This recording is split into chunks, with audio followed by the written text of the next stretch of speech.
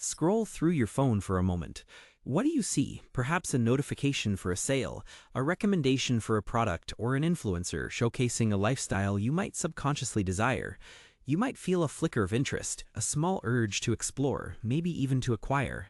But what if that flicker, that impulse, that very sense of what you want to do with your money isn't entirely your own? What if your financial intuition, the quiet voice guiding your spending and saving, is being subtly, yet profoundly, rewritten by forces you can't even see?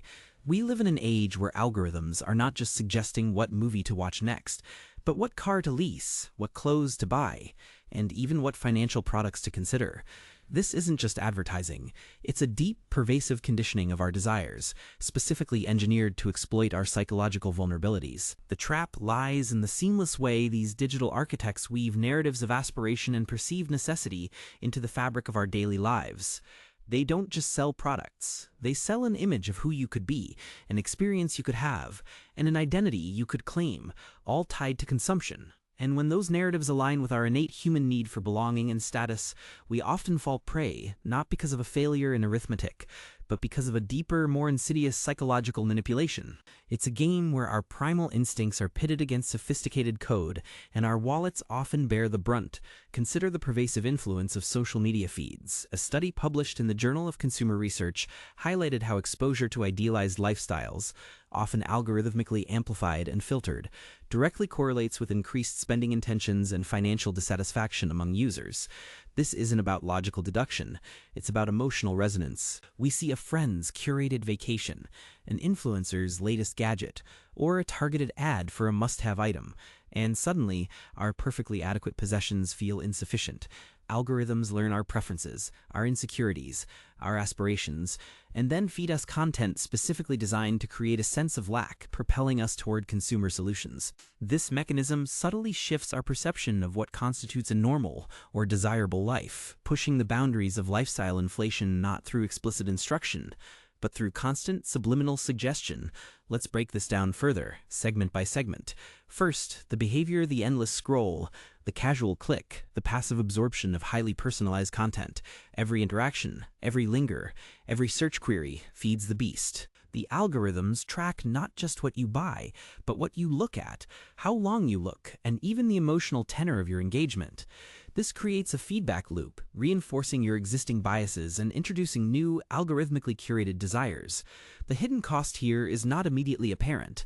It's not just the direct purchase of that trendy accessory or that weekend getaway you didn't truly plan for. It's the cost of lost optionality. It's the erosion of your ability to make truly autonomous financial decisions, dictated by your own long-term goals rather than external cues.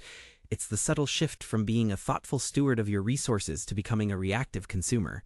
Now, consider the long-term math. Small, incremental spending decisions, influenced by these invisible architects, compound over time. Let's imagine a scenario, a stream of algorithm-driven micropurchases, perhaps just an extra 50 to 100 per week on non-essentials, a new streaming service, a trendy gadget, an impulse buy from an ad. Over a year, that's $2,600 to $5,200. Invest that money instead, consistently, over a decade or two, and the power of compounding growth reveals a stark contrast. A sum like $5,000 invested annually at a modest 7% return doesn't just become $50,000 in 10 years. It becomes well over $70,000. In 20 years, it's not $100,000. It's closer to $200,000. The algorithms are effectively siphoning off your potential future wealth, one dopamine hit at a time.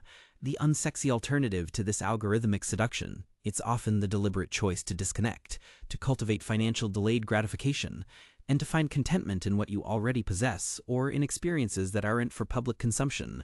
It's about valuing the quiet accumulation of capital and freedom over the performative display of transient wealth. The difference between individuals building invisible, real wealth and those chasing performative, fake wealth becomes starkly visible when confronted with algorithmic influence. Those focused on genuine accumulation tend to be less swayed by external validation. Their sense of financial well-being comes from their balance sheets and their optionality, not from their Instagram feed.